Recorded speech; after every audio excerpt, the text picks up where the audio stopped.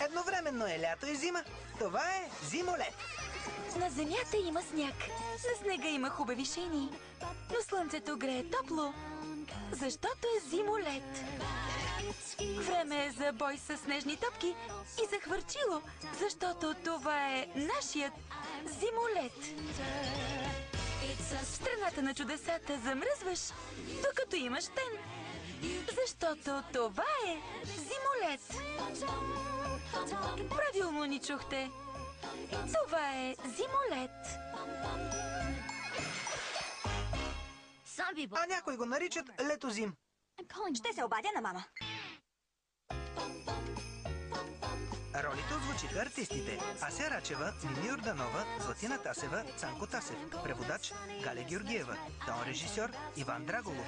Режисьор на дублажа Михаела Минева. Студио Медиа Линк.